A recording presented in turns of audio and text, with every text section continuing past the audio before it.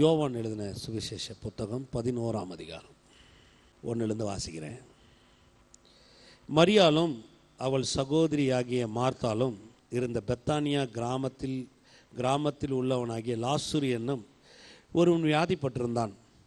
கர்த்தருக்கு பரிமள தைலம் பூசி தன் தலைமையினால் அவருடைய பாதங்களை துடைத்தவள் அந்த மரியாளே. அவருடைய சகோதரனாகிய லாசரு வியாதியாக இருந்தான். அப்பொழுது அவனுடைய சகோதரிகள், ஆண்டவரே, நீ சிநேகிக்கிறவன் வியாதியாக இருக்கிறான் என்று சொல்ல அவனிடத்துக்கு ஆள் அனுப்பினார்கள். ஏன் தாமதம் அப்படின்னு தலைப்பின் கீழாக போதனையை ஒன்று ஆரம்பிக்கிறேன்.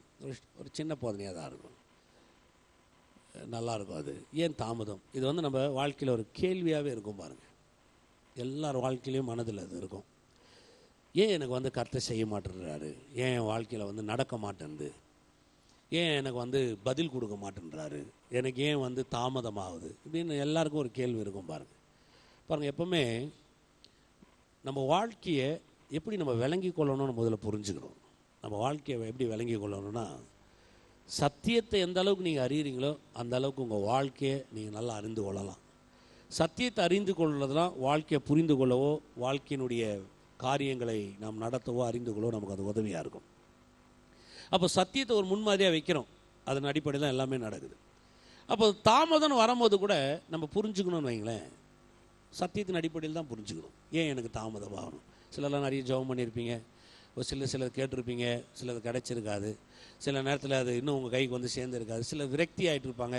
ஒரு சிலர் பாருங்கள், வேதம் சொல்லுது அவங்க கிறிஸ்துவத்தை விட்டு கூட போயிடுவாங்க. சில நேரத்தில் நடக்கலைங்க, அதெல்லாம் சும்மாங்க, கண்மூடித்தானங்க, அதெல்லாம் யாருங்க சொன்னது அப்படின்னு. ஆனால் நல்லா விளங்கி கொள்ளணும் பாருங்கள். தாமதம் என்பது ஏன், இதுதான் ரொம்ப முக்கியம்.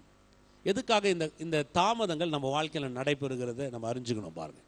இப்போ நம்ம எல்லாருக்குமே எப்போவுமே பாருங்கள், இந்த தாமதமாக இருக்கிறது பிடிக்க முடியாது. எத்தனை பேர் தெரியும், ரொம்ப நம்ம பிஸி ஜாஸ்தி. ஹோட்டலுக்கு போய் உட்காந்தா கூட பாருங்கள், ஏதாவது ஆர்டர் பண்ணோம்னா உடனே நம்ம டேபிளுக்கு அனுப்போம்.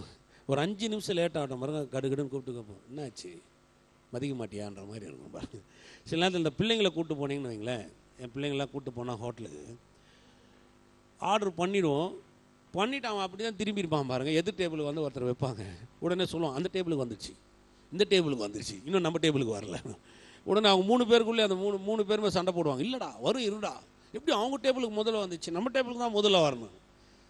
அவன் ஆர்டர் பண்ணிடுறான், அவனுக்கு வந்துருக்குது, நம்ம ஆர்டர் பண்ணிடுறோம், கொஞ்சம் செஞ்சு கொடுக்க லேட் ஆகும். ஆனால் நமக்கு அந்த தாமதன்றதை என்ன ஆகாதுங்க, பிடிக்காது. பார்த்துறீங்களா, சில நேரத்தில் பாருங்கள், இந்த ரயில்வே ஸ்டேஷனில் இதை நீங்கள் நிறைய பார்க்கலாம். ஏன்னா நம்ம ஊரில் வர ட்ரெயின் எல்லாம் தாமதமாக தான் வரும். அது எதுவுமே டைமுக்கு வந்த ட்ரெயினை நீங்கள் பார்க்கவே முடியாது. அதனாலே பாருங்கள், சிலர் சொல்லுவாங்க, எனக்கு தெரியுங்க அது 1 மணி நேரம் லேட்டாக தான் வரும், 20 நிமிஷம் முன்னாடி பாருங்கள். ஏன்னா இது தாமதம் வர இடத்துல நீங்கள் போய் நின்றுட்டு வச்சிங்களேன், அந்த ட்ரெயின் வரது கொஞ்சம் தாமதம் ஆட்டம் பாருங்கள், அங்கே அந்த உச்சி கோட்டுற சவுண்டு நிறைய கேட்கலாம். நீங்கள் இந்த ரயில்வே டிபார்ட்மெண்ட்டே சரி கிடையாது, இவனுங்களெல்லாம் ஒழிச்சா தான் மாறும், இதெல்லாம் நல்லதுக்கே கிடையாது. எவன் வந்தாலும் பாருங்கள் என்ன பாருங்கள், தாமதன்றது நம்ம வாழ்க்கையில் அது ஏற்றுக்கொள்ளவே முடியாத ஒரு விஷயமா இருக்குது. ஏன்னா நம்ம ரொம்ப என்னவா இருக்கிறோம், அரியாக இருக்கிறோம் பாருங்கள். அதனால தான் எதுவுமே உடனே நடந்துடணும். இப்போ கேட்டால் எனக்கு உடனே பதில் கிடச்சிடணும், உடனே நமக்கு ஆசை பாருங்கள். ஒன்று சொன்னால் உடனே என் கைக்கு என்ன பண்ணணும், வந்துடணும். ஏன்னா இது ஒரு விருப்பம் கூட நம்ம சொல்லலாம். எது நம்ம கேட்ட உடனே நம்ம கிடச்சிடணும், நம்ம கேட்ட உடனே கருத்தை நம்ம கொடுத்துடணும். நம்ம ஆளுங்க பாருங்கள், சிலர்லாம் இதுக்காக சில வழிகள்லாம் கூட ஏற்படுத்தி வச்சுருப்பாங்க. கர்த்தர்கிட்ட பெற்றுக்கொள்வது எப்படி, 7 வழிமுறைகள். முதலாவது, நீ சொன்னதை சொல்லினே இரு, உன் கைக்கு வர வரையும் விடாத. 2வது, நீ போய் உபவாசம் பண்ணு, அது உன் கைக்கு நிறைவேற வரையும் அந்த உபவாசத்தை என்ன பண்ணாத, விடாத. 3வது, பொருத்தனை பண்ணிடு, நீ ஒன்று பொருத்தனை பண்ணு, கர்த்தர் உனக்கு செஞ்சிருவார். இதெல்லாம் பாருங்கள், பெற்றுக்கொள்வதுக்கு வழி கிடையாது. பெற்றுக்கொள்வதுக்குன்றது ஒரே ஒரு வழி, தேவனுடைய அன்பு மாத்திரம்தான்.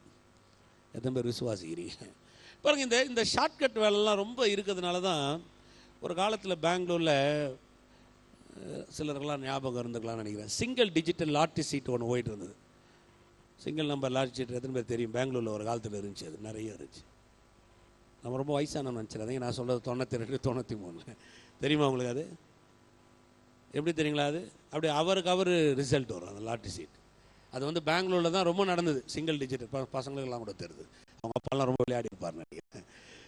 என் நண்பர் ஒருத்தர் இருந்தார் பாருங்க, அவர் ரொம்ப பைத்தியம், அதில் பயங்கரமான பைத்தியம். எப்படின்னா அது 11 மணிக்கு ஒரு ரிசல்ட்டு, அது 2 ஹவருக்கு 3 ஹவருக்கு ஒரு ரிசல்ட் கொடுத்துட்டே இருப்பான். 2-3 மணி நேரத்துக்கு அப்படியே டிக்கெட் நீங்கள் வாங்கினா 3 மணி நேரத்துக்கு ரிசல்ட் வரும்.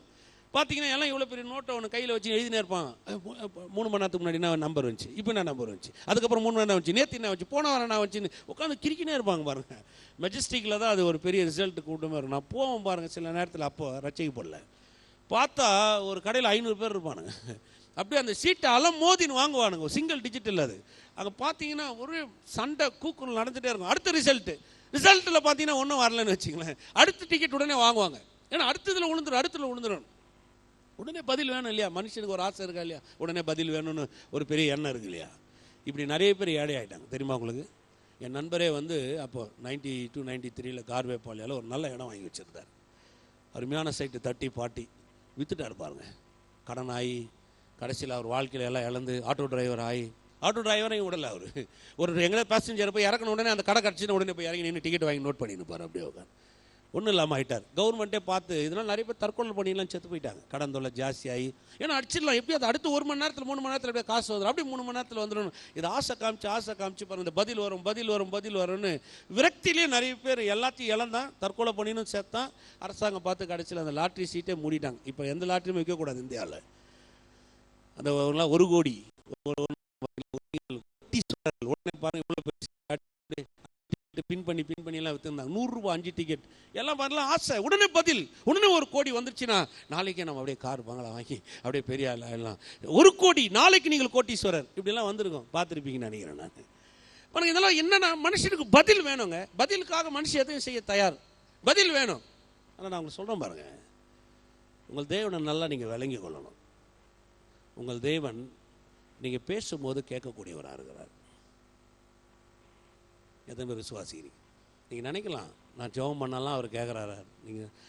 அவர் சொல்கிறாருங்க, உன் வாயில் சொல் அதுக்கு முன்பதாகவே அதை நான் அறிந்திருக்கிறேன்றார். எவ்வளோ நல்ல தேவன் பாருங்க. அப்போ ஏன் என்னை கேட்க சொல்கிறாருன்னா விருப்பம் தான் அது. பாருங்கள் சில நேரத்தில் கூட பிள்ளைங்க அதுங்க என்ன வேணும்னு நமக்கு நல்லா தெரியும், ஆனால் அது கேட்கும் போது நமக்குள்ள ஒரு சந்தோஷம் இருக்கும். எத்தனை பேர் அந்த சந்தோஷத்தை அனுபவிக்கிறீங்க?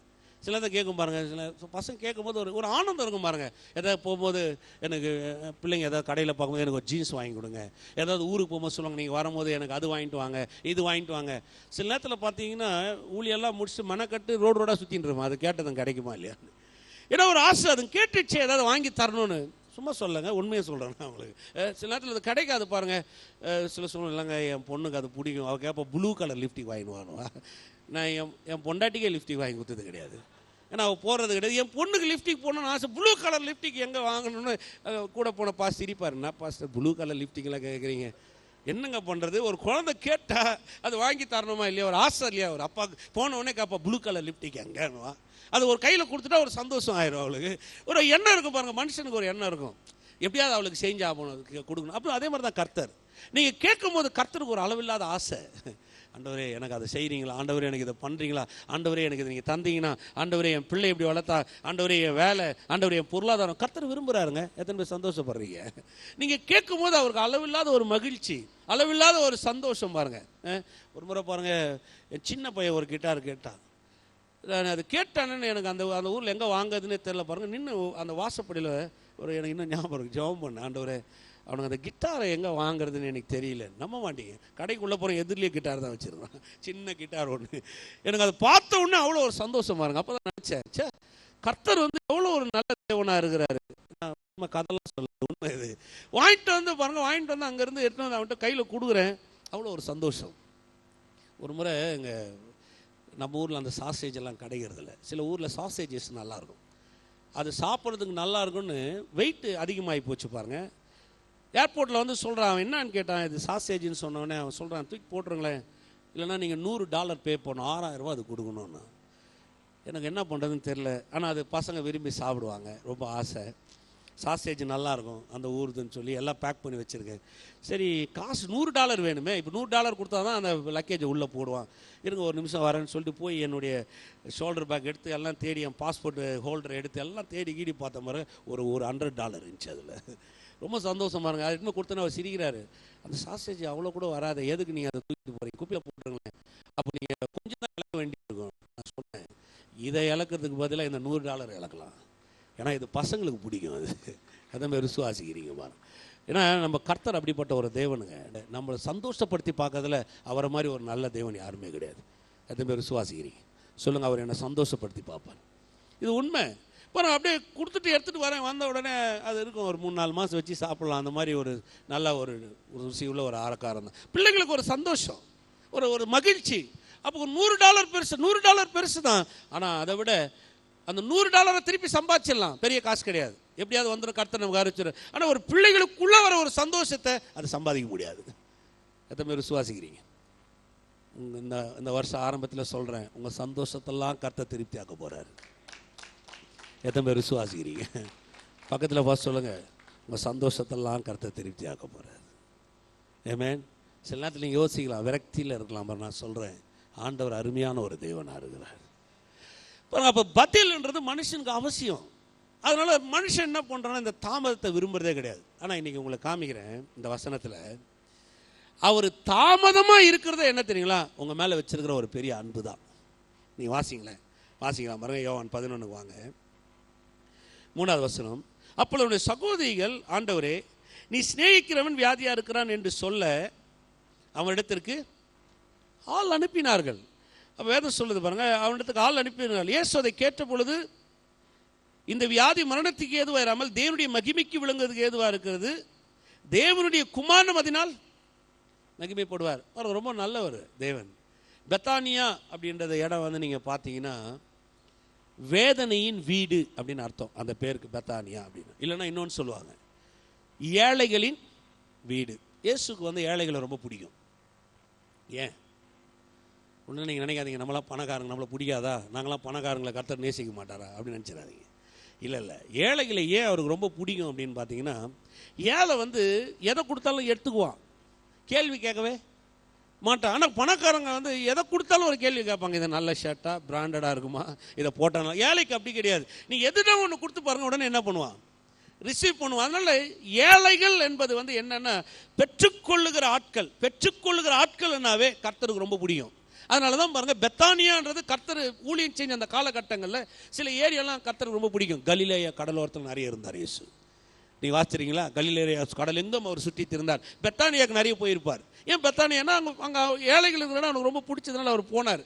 லூக்கா எழுதின சுவிசேஷ புத்தகம் 14ஆம் அதிகாரத்தை வாசிச்சு பாருங்க, 15ஆம் அதிகாரத்தை வாசிச்சு பாருங்க. 14ஆம் அதிகாரத்தில் கர்த்தர் அவ்வளோ சந்தோஷமாக இருந்திருக்க மாட்டார். 14ஆம் அதிகாரத்தில் அவர் போய் செய்யணும்னு நினைச்சா கூட ஜனங்க அதை ஏற்றுக்கொள்ளலை. ஆனால் 15ஆம் அதிகாரத்தில் நீங்கள் வாசிச்சு பாருங்க, பாவிகளும் மாயக்காரரும் அவரோடு கூட உட்கார்ந்து அவர்கள் போஜனம் பண்ணினார்கள். ஏன்னா அவருக்கு அது பிடிச்சிச்சு. 15ஆம் அதிகாரத்தில் தான் அவர் அந்த வாயை திறந்து 3 உவமைகளை சொல்வார். ஒரு மனமுகர்ந்து சொல்வார். 10 வெள்ளி காசு குறித்து சொல்லுவார், அந்த 100 ஆடை குறித்து பேசுவார், அந்த இளையகுமாரனை குறித்து பேசுவார். ஏன்னா அங்கே மனமகிழ்ச்சியாக இருக்கிறார். பெற்றுக்கொள்கிற ஆட்களை கர்த்தருக்கு ரொம்ப பிடிக்கும். எத்தனை பேர் விசுவாசிக்கிறீங்க? இன்னொன்று வரும் பாருங்க, ஆவியில் எளிமை உள்ளவர்கள் பாக்கியவான்கள். மத்தேயு சுவிசேஷம் 5ஆம் அதிகாரத்தில் நீங்கள் இதை பார்க்கலாம். எளிமையில் போய் என்னங்க பாக்கியமாக இருக்க முடியும்? ஆவியில் எளிமை உள்ளவர்கள் பாக்கியவான்கள் சொன்னோடனே நம்மளுங்க என்ன பண்ணிட்டாங்க, தோரணத்தை மாற்றிட்டாங்க. ஆவிக்குரிய வாழ்க்கையில் நம்ம எளிமையாக இருக்கணும் சொல்லிட்டு என்ன பண்ணிட்டாங்கன்னா, உடையில எளிமையை காமிச்சிட்டான், உடமையில் எளிமையை காமிச்சிட்டான், தோற்றத்தில் எளிமையை காமிச்சிட்டான், எல்லாத்திலும் எளிமையை காமிக்க ஆரம்பிச்சிட்டான். அதனால அவங்க என்ன பண்ணிட்டாங்கன்னா, ஆவியில் எளிமை உள்ளவன் பாக்கியவான் அப்படின்ற மாதிரி எல்லாம் மாறிடுச்சு. இல்லை, எளிமையை குறித்து பாக்கியம் சொல்ல ஆவியில் எளிமைன்றது. ஆவியில் எளிமைன்னா என்ன பாருங்க, ஆவியில் எளிமைன்னு சொன்னால் எப்பவுமே ஆவிக்குரிய வாழ்க்கையில் பெற்றுக்கொள்ளக்கூடிய ஒரு மனுஷனாக இருக்கிறது. எளிமை உள்ளவன் எதை கொடுத்தாலும் என்ன பண்ணிக்குவான், வாங்கிக்குவான். ஆவியில் எளிமைன்னா என்ன, ஜெபத்தில் ஒரு தாகம், வேத வசனங்களை வாசிக்கிறதுல ஒரு எளிமை, அதை பெற்றுக்கொள்ளுனே இருக்கு. எளிமைன்னு சொன்னால் நிறைவுக்குள்ள வந்துட்டே இருக்கிறது. கர்த்தர் என்ன சொல்றாரு, ஆவியில எளிமைன்னு சொன்னா எப்பெல்லாம் இந்த வசனத்தின் மேல ஒரு தாகம், என் ராஜ்யத்தின் மேல ஒரு தாகம், நான் செய்யறது மேல ஒரு தாகம், என் ஜெபத்தின் மேல ஒரு தாகம், இதெல்லாம் உள்ள வருது பாருங்க. வேதம் சொல்லுகிறது அவன் பாக்கியவான். ஆமென். அப்போ இயேசுக்கு ஏன், அதனால தான் பாருங்க, இயேசு இந்த பூமியில பிறக்கும் போது எதுக்கு ஒரு ஏழை வீட்டில் பிறந்தான்னு நினைக்கிறீங்க? ஏன்? யோசேப்பு ஒரு ஏழைங்க, மரியாள் ஒரு ஏழை. இயேசு பிறக்கிற வரையும் அவங்க ஏழையாக தான் இருந்தாங்க. எப்படி ஏழைன்னு சொல்லலாம்? வேதம் வந்து 3 காரியத்தை காமிக்கும். ஏழைன்னு சொல்கிறத நீங்கள் கண்டுபிடிச்சிடலாம் பாருங்க. இந்த பலியிடுறதை வச்சே ஒருவனுடைய தராதரத்தை அந்த காலத்தில் கண்டுபிடிச்சிருவாங்க. பணக்காரன் என்ன பண்ணுவான்னு பார்த்தீங்கன்னா, காலையில் கொண்டு வந்து பலியிடுவான். ஒரு நடுத்தர ஆட்கள் என்ன பண்ணுவாங்க, மிடில் கிளாஸ் ஃபேமிலி என்ன பண்ணுவாங்கன்னு பார்த்தீங்கன்னா, ஆட்டுக்குட்டிகளை வாங்கிட்டு வந்து பலியிடுவாங்க. ஏழைகள் என்ன பண்ணுவாங்கன்னா, கோழி குஞ்சு கொண்டு வந்து கொடுக்க மாட்டாங்க. ஏன்னா புறாவை கொண்டு வரும்படி சொன்னார். ஏன் புறாவை கொண்டு வரும்படி சொன்னார்னு சொன்னால், வாங்கிறதுக்கு காசே இல்லைன்னா புறா கிடைக்கும். ஏன்னா புறா வந்து அந்த அந்த அந்த காலகட்டங்களில் நீங்கள் பார்த்தீங்கன்னா பறந்துட்டு இருக்கும், நிறைய இருக்கும், காட்டில் இருக்கும், நிறைய இடத்துல இருக்கும். சில நேரத்தில் பிடிச்சி கொண்டு வரலாம், வீட்டில் இருக்கும், எப்படியாவது கொண்டு வரலாம். புறா வாங்குறதுக்கு வந்து ஒரு பெரிய செலவு பண்ண வேண்டிய அவசியமே இருக்காது. அப்போ இயேசு பிறந்த உடனே நீங்கள் பார்த்தீங்கன்னா அவங்க தேவாலயத்துக்கு போய் அந்த 8ஆம் நாளில் அந்த தேவாலயத்தில் போய் அவருக்கு என்ன பலி செலுத்தினாங்கன்னு பார்த்தீங்கன்னா புறாவை தான் கொண்டு போய் பலி செலுத்திடுவாங்க. ஏன்னா அவர் அந்த மாதிரி ஒரு இடத்துக்கு வந்தார், அவர் ஏற்றுக்கொள்ளக்கூடிய இடத்துக்கு அவர் வந்தார். அவர் எத்தனை பேர் விசுவாசிக்கிறீங்க? ஆமென். அப்போது இயேசு ஏன் அந்த ஏழ்மையை விரும்பினார்னு பார்த்தீங்கன்னா பெற்றுக்கொள்ளக்கூடிய ஆளை விரும்புகிறார். ஆனால் அவர் அங்கே வந்த உடனே, யோசேப்பு வீட்டுக்கு வந்த உடனே யோசேப்பு வீடே மாறி போச்சு. ஏன் தெரியுங்களா? மனிதன் தேவனை ஆசீர்வதிக்கப்பட முடியாது, தேவன் தான் மனுஷனை ஆசீர்வதிக்கணும். எத்தனை பேர் விசுவாசிக்கிறீங்க? யோசேப்புடைய வாழ்க்கையை மாறி போச்சு. அதனால தான் சாஸ்திரிகள்லாம் வரும்போது, இயேசுவை பார்க்க வரும்பொழுது அவங்க வெள்ளியும் பொன்னியும் கொண்டு வந்தாங்க. எதுக்காக? பரிசு பொருட்களை கொண்டு வந்தாங்க. அவரை கொண்டு வந்து ஆசீர்வதிக்கணும் இல்லை, வேதம் சொல்லுது அவர்களுக்காக பரிசு பொருட்களை கொண்டு வந்தாங்க, வெகுமதிகளை கொண்டு வந்தாங்க. ஏன்னா அவங்க மனுஷ கடவுள் ஆசீர்வதிக்கப்பட முடியாது, தேவன் தான் மனுஷனை என்ன பண்ணணும்? ஆசீர்வதிக்கணும். ரெண்டாவது, தேவன் எங்க பிறக்கணும்ன்றது அவருக்கு ஒரு சாய்ஸ் இருந்தது. இயேசுக்கு வந்து ஒரு சாய்ஸ் இருந்தது. அவர் எந்த ஊரில் பிறக்கணும், எந்த இடத்துல பிறக்கணும், எந்த குடும்பத்தில் பிறக்கணும், ஒரு சாய்ஸ் இருந்தது. அதனால அவர் தேர்ந்தெடுத்த இடம் அது. நான் ஒரு மாட்டுக்கொட்டாயில் பிறக்கணும், ஒரு ஏழ்மையின் வீட்டில் பிறக்கணும்னு அவர் தேர்ந்தெடுத்தார்.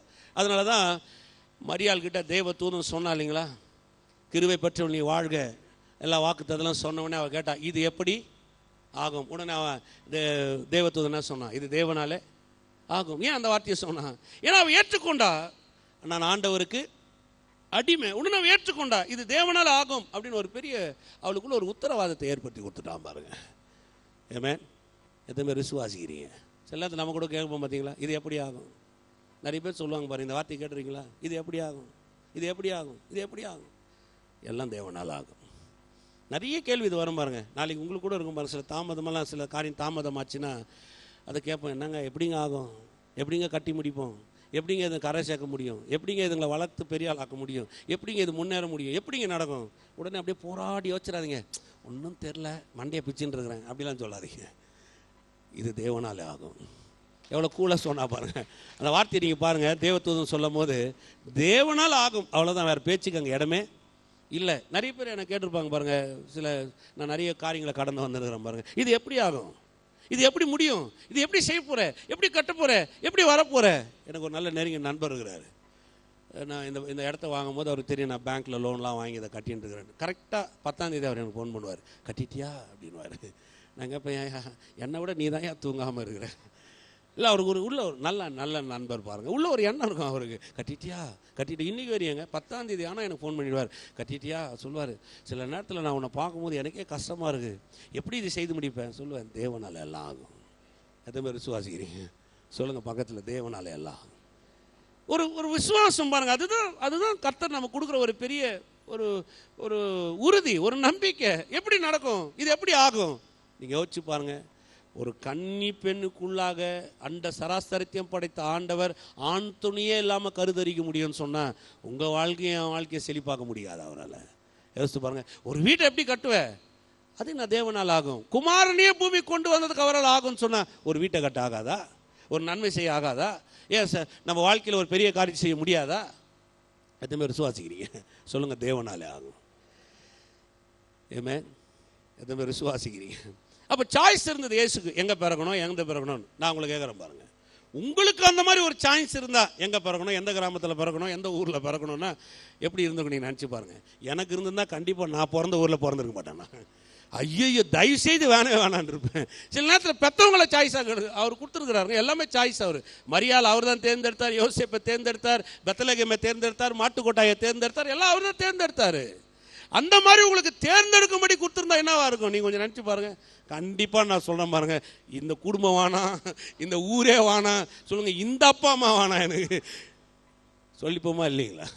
ஆனால் கர்த்தருக்கு எல்லாம் சாய்ஸ். ஆனால் அவர் தேர்ந்தெடுத்ததெல்லாம் பாருங்கள், ஒன்றும் இல்லாத இடத்த தேர்ந்தெடுத்தார். ஏன் தெரியுங்களா? அவர் எங்கே உள்ளே வராரோ அந்த இடம் மாறிடும், அவ்வளோதான். எத்தனை பேர் விசுவாசிக்கிறீங்க? நானே இன்றைக்கி சொல்கிறேன் பாருங்கள், உங்களை இன்றைக்கி ரட்சித்திருக்கிறான்னு சொன்னால் இது பை ஆக்சிடென்ட் கிடையாது. உங்களை கர்த்தர் இங்கே கொண்டு வந்திருக்கிறாரு, இல்லை கர்த்தர் உங்களை நேசிக்கிறாருன்னு சொன்னால் யாராவது சொன்னால் பை ஆக்சிடென்ட், அது ஒத்துக்காதீங்க. கர்த்தர் உங்களை தேர்ந்தெடுத்திருக்கிறார். எத்தனை பேர் விசுவாசிக்கிறீங்க? சொல்லுங்கள், கர்த்தர் என்னை தேர்ந்தெடுத்திருக்கிறார். ஏன்னா தேர்ந்தெடுத்திருக்கிறாருங்க. அவருக்கான சாய்ஸ் இருக்குது. அது அப்படிப்பட்ட ஒரு தேவனாக அவர் இருக்கிறார். ஆமென்.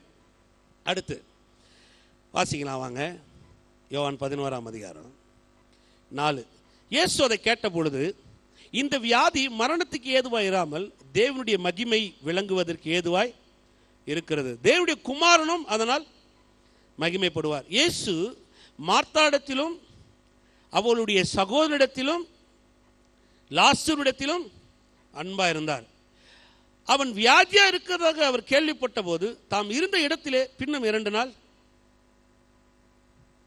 இது எப்படி இருக்கு நீங்க யோசிச்சு பாருங்க. எதுக்கு தாமதம்? அவன் வியாதியா இருக்கிறான், ஆள் அனுப்பிச்சிருக்கிறாங்க. ஆள் அனுப்பிச்ச உடனே இவர் என்ன பண்ணிடணும் பாருங்க. ஒரு 31ஆம் தேதி காலையில் ஒரு சேட் நியூஸ் திடீர்னு ஒரு செய்தி வந்துச்சு பாருங்க. என் நண்பன் ஒருத்தர் இறந்து போயிட்டான் சென்னையில். பைக்கில் போகும்போது கீழே விழுந்திருக்கான். பின்னாடி அவன் மேலே வண்டி ஏறி போச்சு. ஸ்பாட்டில் இறந்துட்டான். நெருங்கிய நண்பன். எனக்கு இருக்கிற சில நண்பர்களில் தான் ரொம்ப நெருங்கி இருக்கிற ஆட்களில் ஒரு நண்பன். வாடா போடா மாமா மச்சான் தான் பேசிப்போம். மணிக்கணக்கில் பேசுவோம். வாரம் தவறாத பேசுவோம். எனக்கு 96 97 ஒரு நல்ல நண்பன். அவன் இறந்து போயிட்டான் பாருங்கள். கேட்ட உடனே எனக்கு என்னால் ஒன்றுமே பண்ண முடியல. அன்றைக்கி 31ஆம் தேதி இரவு கூட என்னால் பிரசங்கம் பண்ண முடியுமான்னு தெரில. ஆனால் தேவனுடைய கிருபை யாருக்கும் தெரியாது. ஆண்டவர் பெல்ல கொடுத்தார், பிரசங்கம் பண்ணிட்டேன். பிரசங்கம் பண்ணி முடித்த உடனே அப்படியே 3 மணிக்கு கார் எடுத்துகிட்டு அப்படியே சென்னைக்கு போனேன். ஏன்னா காலைல 9 மணிக்கு அங்கே ஃபியூனரல் சர்வீஸ். 2:30 மணிக்கு உங்களை அனுப்பிச்சு 3 மணிக்கு இங்கேருந்து கார் எடுத்து 8 மணிக்கு நான் போய் அங்கே சேர்ந்து அங்கே ரெடியாகி 9 மணிக்கு ஃபியூனரல் அட்டன் பண்ணி திருப்பி ஒரு 11:30 12 மணிக்கு முடிச்சுட்டு அங்கேருந்து அப்படியே கிளம்பி திரும்ப நேற்று நைட்டு வெள்ளிக்கிழமை நைட்டு நான் ரிட்டர்ன் ஆக வேண்டியதாகிடுச்சு. ஒரு 11 மணி நேரம் கார் ஓட்டியிருப்பாருங்க. தூங்கலை, ஒன்றும் இல்லை. அவனை பற்றி யோசிச்சு ஒரு வேளை சாப்பிடல. நிறைய மனதளவில் தனிப்பட்ட வகையில் கலங்கி இருக்கிறேன். அங்கே போய் நண்பர்கள்லாம் சேர்ந்து சில நேரத்தில் பேசும்போது மனம் உடஞ்சிருக்கிறோம். அவனை சின்ன வயசு, 2 பேருக்கும் ஒரே வயசு. அவனும் நானும் ஒரே மாதத்தில் பிறந்தோம். நான் ஏப்ரல் 10, அவன் ஏப்ரல் 20. ஒரே வருஷம் ஒரே மாதம் எல்லாம் ஒன்றா. அவ்வளோ க்ளோஸாக ஒரு நண்பன் பாருங்கள். அவன் இறந்துட்டான உடனே என்னால் இருக்கவே முடியல. நைட்டே போயிடலான்னு கூட பார்த்தேன். அந்த அளவுக்கு என்னால் தாங்கவே முடியல. ஏன் அன்பு அதுதான். ஆனால் வேதம் சொல்லுது பாருங்க, லாசரு வியாதியா இருக்கிறான்னு கேள்விப்பட்ட போது இயேசு மேலும் 2 நாள் அங்கே தங்கினார். அப்ப இயேசுக்கு அன்பு இல்லையா? நான் என் நண்பனை நேசிக்கிற அன்பு பெருசா, இயேசு லாசருவை நேசிச்ச அன்பு பெருசாங்க? சொல்லுங்க, எது பெருசு? இயேசு லாசருவை நேசிச்ச அன்பு பெருசு. ஏன் அவர் போல? நான் சொல்றேன் பாருங்க, உங்க வாழ்க்கையில சில நேரத்தில் சில பதில்கள் தாமதமாகுதுன்னா உடனே கேள்வி கேட்டாதீங்க. கர்த்தர் உங்க மேல அன்பா இருக்கிறார்னு அர்த்தம். எதன் பேர் விசுவாசிக்கிறீங்க? சில நேரத்தில் சில காரியம் நம்ம வாழ்க்கையில் தாமதம் ஆகுதுன்றதுனால கர்த்தர் என்னை கை விட்டுட்டாரோ, கர்த்தர் என்னை நேசிக்கலையா, கர்த்தர் என்னை அன்பு கூறலையா, கர்த்தர் உண்மையிலே என் ஜெபத்துக்கு பதில் கொடுப்பாரா, கர்த்தர் உண்மையிலே இதெல்லாம் இருக்கிறாரா அப்படின்னு ஒரு கேள்வியெல்லாம் எழுமிடும் பாருங்க. நான் சொல்றேங்க, இயேசு மீண்டும் 2 நாள் ஏன் தங்கினாரு? அதுக்கு முன்னாடி வசனம் அருமையா சொல்லுது. அவர் மரியாள் இடத்திலும் மார்த்தாள் இடத்திலும் லாசரு இடத்திலும் எப்படி இருந்தாரா? அன்பா இருந்தார். அப்போ ஒரு தாமதமாவதுக்கு காரணம் என்ன? அன்பா இருந்தார். ஏன் அன்பா இருந்தார் பாருங்க. நீங்க எதிர்பார்க்கிறது பதில், அவர் எதிர்பார்க்கிறது மகிமை உள்ள ஒரு பதில். எத்தனை விசுவாசிக்கிறீங்க? ஒரு பிரச்சனைக்கு ஒரு பதில் வேணுங்க, அது இருந்தா உங்களுக்கு போதும். ஒரு பிரச்சனைக்கு ஒரு பதில் கிடைச்சா போதும். ஆனா கர்த்தர் என்ன பண்றாரு, அந்த பிரச்சனையை பதிலா மாத்திரமில்ல ஒரு மகிமையாவே மாற்ற வேண்டும் என்று விரும்புகிறார். விசுவாசிக்கிறீங்களா? இந்த கால வேளையில் நான் உங்களுக்கு சொல்றேன், உங்க வாழ்க்கையில எதெல்லாம் தாமதமா இருக்குதோ அதுக்கெல்லாம் மகிமையுள்ள ஒரு பதில் வரும்ன்றதை காத்து கொண்டிருங்க. எத்தனை பேர் விசுவாசிக்கிறீங்க? ரொம்ப தாமதம் ஆயிடுச்சு. நான் சொல்றேங்க, மகிமை உள்ள ஒரு பதில் வரப்போகுதுன்னு அர்த்தம் அதுக்கு. ஆமென். கர்த்தர் சொல்றாரு பாருங்க, வியாதின்றது யாருக்குமே நல்லது கிடையாது இல்லையா? அந்த வியாதி யாருக்காவது நல்லதா? யோசிச்சு பாருங்க. வியாதியை கொடுத்துட்டு அதில் மகிமைப்பட போகிறா? இல்லை, அவனுக்கு வியாதி வந்துருச்சு. இது ஒரு பொல்லாத உலகம், இது ஒரு சீர்கெட்ட உலகம். இந்த உலகத்தில் நம்ம வாழ்றது கடவுளுடைய பெரிய கிருபை. இந்த உலகம் எப்படி ஒரு மனுஷனை அழிக்கலாம், வியாதியினால, நிறைய பிரச்சனையினால, எப்படி வேணாலும் இது மாற்றக்கூடிய ஒரு காரியமாக இருக்குது பாருங்க. ஆனால் அப்படிப்பட்ட இந்த உலகத்திலையும் நம்மளை நிலநிற்க வாழ செய்யக்கூடிய ஒரு தேவன் இருக்கிறார். அதனால தான் பாருங்க, லாசருக்கு வியாதி வந்துருச்சு. இப்போ அவன் ரொம்ப கஷ்டப்பட்டு இருக்கிறான். 4 அனுப்புனாங்க. இயேசு உடனே ஓடி போல. இயேசு ஒரு வார்த்தை அருமையாக சொல்றாரு பாருங்க, 4வது வசனம். இயேசு அதை கேட்ட பொழுது, இந்த வியாதி, சொல்லுங்க, இந்த வியாதி, பர்டிகுலரா அவனுடைய பிரச்சனையை சொல்றாங்க. இந்த வியாதி இப்ப லாசருக்கு வந்திருக்கு பாருங்க, அதை பத்தி சொல்றாரு. இந்த வியாதி மரணத்துக்கு ஏதுவா இராமல் தேவனுடைய மகிமை விளங்குவதற்கு ஏதுவாக இருக்கிறது. தேவனுடைய குமாரனும் அதனால் இந்த வியாதி. நான் சொல்றேன் பாருங்க, உங்க வாழ்க்கையில் ஒரு பிரச்சனை வந்திருக்குதா, அது வியாதியா இருக்கலாம், தொல்லையா இருக்கலாம், கஷ்டமா இருக்கலாம், எதனா இருக்கட்டும், இந்த பிரச்சனை, இந்த நெருக்கம், இந்த அழுத்தம், இந்த வியாதி, இந்த பணப்பிரச்சனை எதனா வச்சுக்கங்க, இது எதனால கர்த்தர் சொல்றாரு, நீ பயப்படாத, இது குமாரன் மகிமைப்படுவதற்காக உன் வாழ்க்கையில பிசாசு கொண்டு வந்திருக்கான், நான் மகிமையை மாத்தி காமிக்கிறேன்றாரு. எத்தனை பேர் விசுவாசிக்கிறீங்க? சில நேரத்தில் நீங்க நினைக்கிற இந்த வியாதி, கர்த்தர் வியாதி கொடுக்கிறவர் கிடையாது, வியாதியை கொடுத்து மகிமையை கொடுக்கணும் அவர் விரும்புறதும் கிடையாது. நம்ம வாழ்க்கையில் ஒரு பிரச்சனை வந்துருச்சு, அந்த பிரச்சனை எப்படி அவருடைய மகிமையினால போக்க வேண்டும் என்று தேவன் விரும்புகிறார். நமக்கு என்ன வேணும்? பதில் வேணும். கர்த்தர் உடனே எனக்கு செய்யலாம், ஏன் செய்ய மாட்டேன்றாரு? கர்த்தரை மேல அன்பு அல்ல பிரதர், உங்களுக்கு தெரியாது பிரதர். நான் எவ்வளவு நாளா ஜெபம் பண்ணிட்டு இருக்கேன், எவ்வளவு நாளா கேட்டு இருக்கேன், கர்த்தரை மேல உண்மையிலே. இதெல்லாம் முட்டாள்தனமான பேச்சு. இது அவர் மேல அன்பா இருக்கிறார், அதனால தான் சில நேரத்தில் தாமதம் ஆக்குறாரு. எதுவுமே விசுவாசிக்கிறீங்க? ஆமென். நமக்கு தேவை பதில், ஆனால் தேவன் கொடுக்கறது மகிமை உள்ள பதில். உங்களுக்கு பதில் வேணுமா, மகிமை உள்ள பதில் வேணுமா? சொல்லுங்கள், எத்தனை பேர் மகிமை உள்ள பதில்? அதனால தான் தாமதமாகுது. வழங்குதா இப்போ உங்களுக்கு? நீங்களே யோசிச்சு பாருங்கள், எதுக்கு தாமதமாகுது? வீடு கட்ட முடியல பிரதர், ரொம்ப நாளாக ஜெபம் பண்ணின்னுக்கிறேன், சூப்பரான வீடு வரும் உங்களுக்கு, மகிமை உள்ள வீட்டை கர்த்தர் தருவார். எத்தனை பேர் விசுவாசிக்கிறீங்க? ஆமென். நிறைய பேருக்கு பாருங்கள், அந்த அந்த பிரச்சனை வரும்போது அவங்களால அதை பொறுத்து கொள்ளவே முடியறது கிடையாது, அந்த தாமதத்தை அவங்களால ஏற்றுக்கொள்ளவே முடியறது கிடையாது. ஆனால் இயேசு அங்கே 2 நாள் தாமதிச்சார், ஒரு நோக்கத்தோடு கூட அவர் அங்கே என்ன பண்ணுறார், இருக்கிறார். அடுத்து இயேசு ஏன் அங்கே 2 நாள் தங்கினார்னு சொன்னேன், ஏன்னா அவர் அன்பாக இருந்ததுனால அங்கே 2 நாள் என்ன பண்ணார், தங்கினார். ரெண்டாவது, ஒரு காரியத்தை தேவன் இடைப்படும் பொழுது, ஒரு காரியத்தில் ஒரு பிரச்சனையில் தேவன் இடைப்படும் பொழுது முழுக்க முழுக்க தேவனுடைய காரியமே அதில் வெளிப்பட வேண்டும் என்று தேவன் விரும்புவார். ரெண்டாவது, அதில் இன்னொரு பாயிண்ட், அதில் ஏபி நீங்கள் எப்படி வேணா போட்டு எழுதிக்கலாம். இன்னொன்று என்னன்னா, தேவன் ஒரு காரியத்தை செய்யும் பொழுது இழந்ததை விட பல மடங்கு அதிகமாக நீங்கள் பெற்றுக்கொள்ள முடியும். நீங்கள் யோசிச்சு பாருங்க, வேதம் சொல்லுது இல்லைங்களா, லாசரு வியாதியாக இருக்கிறான், அப்புறம் செத்து போயிட்டான். இப்போ இயேசு வராரு. இயேசு வந்த உடனே அவனை எழுப்புனாரு. எழுப்பும் போது அவனுக்கு இருந்த அந்த பழைய சரீரம் இல்லைங்க, இப்போ வேற சரீரம். ஏன்னா பழைய சரீரம்லாம் என்ன ஆகிப்போச்சு, பழைய இருதயம்லாம் என்ன ஆகிப்போச்சு, அதே துடிச்சுனே இருந்துச்சா? 4 நாளாக கல்லறைக்குள்ள அப்படி டப்பு டப்பு டப்பு டப்பு நச்சுன்னு இருந்துச்சா? 4 நாள் லாசருடைய இருதயம் துடித்து கொண்டே இருந்தது, ரத்த ஓட்டங்கள் நின்று போகவே இல்லை. அப்படி இருந்தால் அடக்கமே என்ன பண்ணிட மாட்டாங்க. அடக்கம் பண்ணணும்னா எல்லாமே என்ன ஆயிருக்கணும், ஸ்டாப், டெட், முடிஞ்சு போச்சு. அப்போ தான் கொண்டு போய் என்ன பண்ணுவாங்க, அடக்கம் பண்ணுவாங்க. இப்போ இயேசு ஒரு காரியத்தை செய்யும் போது இழந்தது வராது, இழந்ததை விட புதியதான காரியங்களை கர்த்தர் உங்களுக்கு ஏற்படுத்தி தர வல்லவராக இருக்கிறார். எத்தனை பேர் விசுவாசிக்கிறீங்க? சொல்லுங்க, நான் இழந்ததை விட பல மடங்கு புதியதானது வரப்போகுது. இப்போ நீங்கள் யோசிச்சு பாருங்க, லாசருடைய இருதயம் புதுசு, லாசருடைய கிட்னி புதுசு, லாசருடைய உடல் உறுப்புகள் எல்லாம் புதுசு, கண்ணு புதுசு, எல்லாமே எப்படி இருக்குதுங்க, புதுசு, பிராண்ட் நியூ, எல்லாமே புதுசு. இப்போ எல்லாம் சரீரத்தை தொட்டு பார்க்குறாங்க. நான் 4 நாள் ஆச்சு, நாரவேல நான் மஸ்தாக கிட்ட நிற்கிறான் லாஸ்டர், அவன் எப்படி இருந்திருப்பான்னு எனக்கு தெரியல. தொட்டு பார்த்துருப்பாங்க, அவன்றைய சதெல்லாம் மசில்ஸ்லாம் நல்லா இருக்குது, எப்படி முடியெல்லாம் நல்லா இருக்குது, பரவாயில்ல, ஒன்றுமே அவளையே லாஸ்டர் எப்படி அப்படியே வந்தான். ஏன்னா எதை கர்த்தர் தாமதிச்சாரோ, எதை மீண்டும் அந்த தாமதத்தை விட்டு ஒரு பதில் தர விரும்புகிறாரோ, அது மகிமை உள்ளதாக வர ஆரம்பிக்கும். எத்தனை பேர் விசுவாசிக்கிறீங்க? சொல்லுங்க, மகிமை உள்ளதாக வரும். பக்கத்தில் பார்த்து சொல்லுங்க, உங்கள் தாமதம் உங்களை மகிமைப்படுத்த போகிறது. விசுவாசிக்கிறீங்களா? அடுத்தது, எப்பவுமே பாருங்க, சில தாமதம் என்ன பண்ணும் அப்படின்னு பார்த்தீங்கன்னா, வெளிப்பாடுகளை கொண்டு வர வைப்பார். வெளிப்பாடு ரொம்ப அவசியம். எத்தனை பேர் தெரியும்? சில நேரத்தில் நீங்கள் நினைப்பீங்களே, நம்ம வாழ்க்கையில் சில பிரச்சனைகள்லாம் இருக்குல்ல, ஏதோ ஒன்று எடுத்துங்க, என்ன வேணால் எடுத்துங்க, உங்கள் பிரச்சனையை அதுக்கு என்ன வேணால் பேர் போட்டுங்க.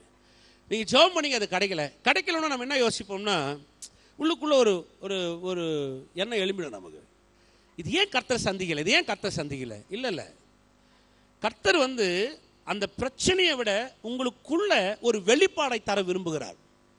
இந்த வெளிப்பாடு பல கோடி ரூபாவை விட பெருசு. எந்த மனிதனும் ஆட்டி தேற்ற முடியாததை விட இந்த வெளிப்பாடு பெருசு. அதை மாதிரி விசுவாசிக்கிறீங்க. வெளிப்பாடு என்ன தெரியுங்களா? நமக்கு அதெல்லாம் யோசிக்கிறது இல்லை. பாருங்க, நமக்கு தேவை என்ன? அதான் நான் சொன்னேன் இல்லைங்களா, நமக்கு தேவை என்ன? கேட்டால் கொடுக்க வேண்டியதானே. என்னையா அவர் இதெல்லாம் ஆட்ட ஆடினுக்கிறாரு. சில நேரத்தில் சோதிச்சு தான் கொடுப்பாரா? சில நேரத்தில் தெரியாதா அவருக்கு என்ன இவ்வளோ பெரிய அழுத்தம் இருக்குது? இல்லை. உங்கள் பிரச்சனையே பணம் கிடையாதுங்க. உங்கள் பிரச்சனையே அந்த சூழ்நிலை கிடையாது. உங்கள் பிரச்சனையே உங்களை சுற்றி இருக்கிற ஆட்கள் கிடையாது. உங்கள் பிரச்சனை என்ன? அதுலேருந்து எப்படி வெளியில் வர்றதுக்கு ஒரு வெளிப்பாடு வேணும். அந்த வெளிப்பாடு எப்படிப்பட்டதுன்னா, அது ஒரு மாபெரும் சக்தி. அந்த வெளிப்பாடு உங்களுக்குள்ள வந்துச்சுன்னா நான் சொல்றேன், எந்த காத்தும் எந்த கடலும் எந்த சூழ்நிலையும் எந்த மனுஷனும் உங்களை கீழே தள்ளவே முடியாது. விசுவாசிக்கிறீங்களா? அந்த வெளிப்பாடு வேணுமா? கர்த்தர் ஒரு வெளிப்பாடு தந்தா இருப்பாங்க. வாங்க, யோவான் 11:25. இதை நிறைய முறை வாசிச்சிருப்போம். நமக்கு அந்த வெளிப்பாடு ரொம்ப அவசியமா இருக்கு. பாருங்க, இயேசு அவளை நோக்கி, நானே உயிர்த்தெழுதலும் ஜீவனுமா இருக்கிறேன். என்னை விசுவாசிக்கிறவன் மரித்தாலும் பிழைப்பான். எவ்வளோ அருமையாக சொன்னார் பாருங்க. இயேசு அவளை நோக்கி என்ன சொல்றாராம்? நானே உயிர்த்தெழுதலும் ஜீவனமா இருக்கிறேன், என்னை விசுவாசிக்கிறவன் மரித்தாலும் பிழைப்பான். அந்த ரெண்டு காரியத்தை எப்பவுமே எடுத்துங்க. நானே உயிர்த்தெழுதலும் ஜீவனுமா இருக்கிறேன். நான் ஜீவனும் உயிர்த்தெழுதலுமா இருக்கிறேன்னு சொல்லல. என்ன சொல்லி இருக்கிறாரு? நானே ஜீவனும் உயிர்த்தெழுதலுமா இருக்கிறேன் அப்படின்னு சொன்னாரா? உயிர்த்தெழுதலும் ஜீவனுமா இருக்கிறேன்னு சொன்னாரா? பாருங்க, உலக வாழ்வுக்கும் உங்க வாழ்வுக்கும் ரொம்ப வித்தியாசம் இருக்குது. உலக வாழ்ற வாழ்வுக்கும் நம்ம வாழ்வுக்கும் ரொம்ப ரொம்ப வித்தியாசம் இருக்குதுங்க. என்ன தெரியுங்களா? உலகம் பிறந்து வாழுது, நீங்களும் நானும் உயிர் தெழுந்து வாழ்ந்து கொண்டிருக்கிறோம். ஞானஸ்தானம்னா என்ன? எத்தனை பேர் தெரியும் ஞானஸ்தானம் என்னன்னு? எத்தனை பேர் ஞானஸ்தானம் எடுத்துருக்கிறீங்க? எடுத்தவங்க கூட கையில் தூங்க, எடுக்கலன்னா கொடுக்குற ஒன்றும் பிரச்சனை கிடையாது. ஞானஸ்தானம் என்ன தெரியுங்களா? ஞானஸ்தானம் என்பது ஒரு அடக்க ஆராதனை. போய் ரோமர் 6ஆம் அதிகாரத்தை வாசிச்சு பாருங்க. ஒருத்தர் ஞானஸ்தானத்தை எடுக்கிறோன்னா, கிறிஸ்துவோடு கூட நான் மரித்து அவரோடு கூட அடக்கம் பண்ணப்படுகிறேன். நீங்க தண்ணிக்குள்ள போகும் பொழுது இயேசு எப்படி பாவத்துக்கு மரித்து கல்லறைக்குள்ள போனாரோ, அதே மாதிரி நீங்களும் பாவத்துக்கு மரித்து தண்ணிக்குள்ள போகும் பொழுது உங்களை பரியல் பண்றோம், உள்ள கூட அனுப்பிச்சிடுறோம். நீங்க தண்ணிலிருந்து மேலே வரும்போது 3ஆம் நாளில் இயேசு எப்படி உயிர்த்தெழுந்தாரோ, அந்த உயிர்த்தெழுதின் சாயலில் நாம் இணைக்கப்படுகிறோம். அதனாலதான் சொல்றாரு, கிறிஸ்துவுக்குள் அவர் இனி அவருக்கு மரணம் இல்லை, மரணம் அவரை ஆண்டு கொள்வது இல்லை. இப்ப நீங்களும் நான் எப்படி வாழணும்னா, உயிர்த்தெழுந்து அவருடைய ஜீவன்ல வாழ்ந்து கொண்டிருக்கிறோம். எதுவுமே விசுவாசிக்கிறீங்க? உலகம் என்ன பண்ணிருக்குது? பிறந்து வாழ்ந்து மரிக்குது. நீங்களும் நான் மரிச்சு உயிர்த்தெழுந்து ஜீவனமா இருக்கிறோம். அதுக்கப்புறம் சொல்றாரு பாருங்க, அந்த வார்த்தை ரொம்ப அருமையா இருக்கு பாருங்க. என்னை விசுவாசிக்கிறவன் மரித்தாலும் பிழைப்பான். திரும்ப நீ மறிக்க போற, ஆனால் நீ பயப்படாத, உன்னை திரும்ப நான் எழுப்ப வல்லவனா இருக்கிறேன். நீ எத்தனை பேர் விசுவாசிக்கிறீங்க? விளங்குதா உங்களுக்கு? அப்போ உலகத்தினுடைய ஜீவனுக்கும் நம்முடைய ஜீவனுக்கும் ரொம்ப வித்தியாசம் இருக்குதுங்க. உலகத்தை மாதிரி நீங்க யோசிச்சிடாதீங்க. உலகத்தை பிறக்கிறோம், மறிச்சு போயிடறோம். நீங்களும் நானும் மறிச்சோம், இப்போ நம்ம பிழைத்து கொண்டிருக்கிறோம். இப்போ உங்களுக்குள்ள எனக்குள்ள இருக்கிற ஜீவன் எதுனா, அவர் உயிர்த்தெழுந்தவருடைய ஜீவனில் நீங்களும் நானும் வாழ்ந்து கொண்டிருக்கிறோம். எத்தனை பேர் விசுவாசிக்கிறீங்க? இதான் வெளிப்பாடு. அவர்கிட்ட சொல்லும் போது எவ்வளோ அருமையாக இயேசு சொல்றாரு பாருங்க. இயேசு அவளை நோக்கி அவளை பார்த்து சொல்றாரு, தாமதமாக வந்தேன் நீ ஏன் நினைக்கிறியா? நான் ஏன் தாமதமாக வந்தேன் நினைக்கிறியா? நான் தான் உயிர்த்தெழுதல். அதுக்கப்புறம் சொல்றார், நான் தான் ஜீவன்.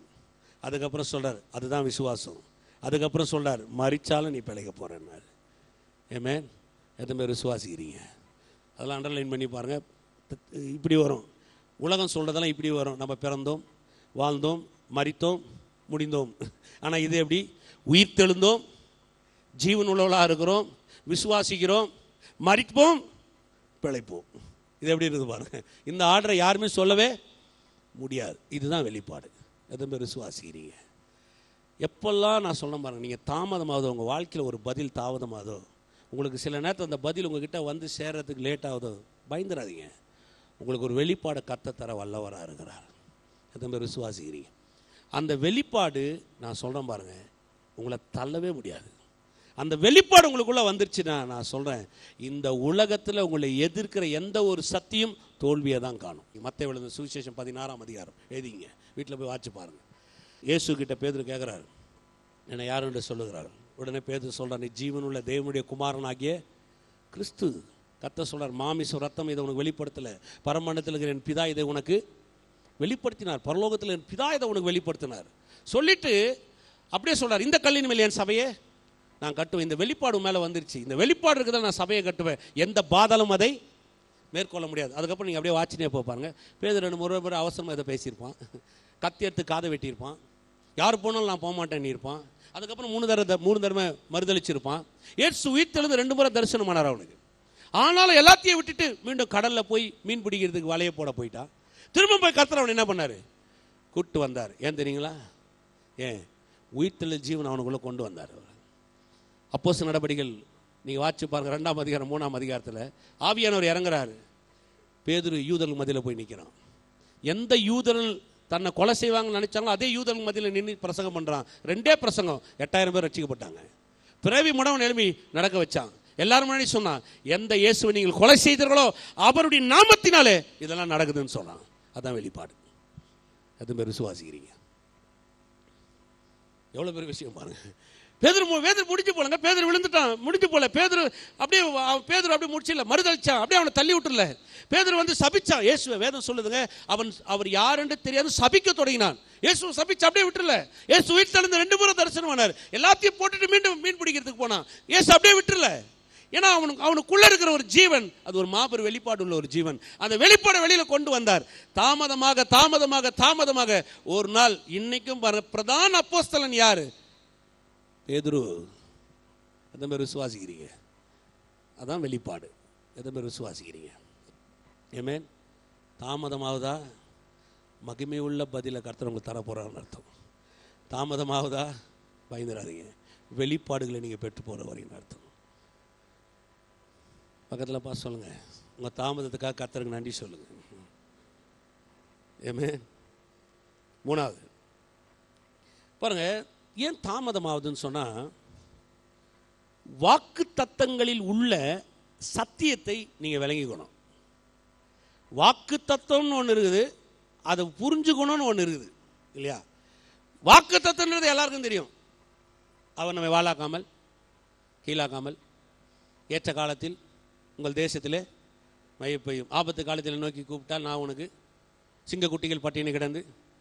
எல்லாருக்கும் தெரியுது இந்த வசனம், எல்லாருக்கும் தெரியுதுங்க. யாருக்கும் தெரியாத ஆளே கிடையாது. கர்த்தர் என் நான் நன்மையும் கிருபையும் எல்லாருக்கும் தெரியும். வாக்குத்தத்தம் எல்லாருக்கும் தெரியும். ஆனால் அதில் என்ன அடங்கி இருக்குது அது ரொம்ப முக்கியம் இல்லையா? ஒரு வாக்குத்தத்தத்துக்குள்ளே இருக்கிற வெளிச்சம் எனக்கு வேலை செய்யணுங்க. அந்த வெளிச்சம் எனக்குள்ளே அடிக்கலைன்னா அது வேலை செய்ய முடியாது. பாருங்க, மாத்திரையில் கூட கலர் கலரான மாத்திரைகளை பார்த்துருப்பீங்களா? பேக்கெட் கூட கலர் கலராக இருக்கும் பாருங்க. ஏன் பல கலர் மாத்திரை கண்டுபிடிச்சாங்க? ஏன் கலராக கொண்டு வந்தாங்க சொல்லுங்க பார்க்கலாம். மாத்திரை எல்லாமே வெள்ளையாக வச்சிருக்கலாமே, கலராக எது கொண்டு வந்தாங்க? கலராக எது கொண்டு வந்தாங்கன்னா, ஒரு மனுஷன் பாருங்க, அந்த கலர் மாத்திரை என்னன்னு புரிஞ்சுக்கணும். அதனால தான் பார்த்தீங்கன்னா ஹாஸ்பிட்டலில் போனீங்கன்னு வச்சுங்களேன், படிக்காதவங்களுக்கு இப்படி தான் சொல்லுவாங்க, இந்த மஞ்சள் கலரை காலையில் போட்டுக்கோ, அந்த ரோஸ் கலரை மதியானம் போட்டுக்கோ, பச்சை கலரை ராத்திரி போட்டுக்கோ, அது வெள்ளை மாத்திரையை சேர்த்துக்கொள்வாங்க. பார்த்துறீங்களா?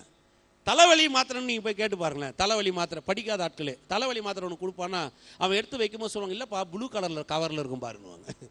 இல்லைம்மா இந்த மாத்திரை இல்லைப்பா ப்ளூ கலரில் இருக்கும், இல்லை பச்சை கலரில் இருக்கும். ஏன்னா அனாசின் மெட்டாசின் எந்த கலரில் வரும்னு அவங்களுக்கு இன்னைக்கு கூட நீங்கள் பாருங்கள், அனாசின் மெட்டாசின் நீங்கள் போய் பாருங்கள், பச்சை கலர்லையும் ப்ளூ கலரில் தான் வரும். ஏன்னா அந்த கலர் எதுக்குன்னா அதோடைய அடையாளத்தை காமிக்குது, அவனுக்கு தெரியணும் இல்லையா?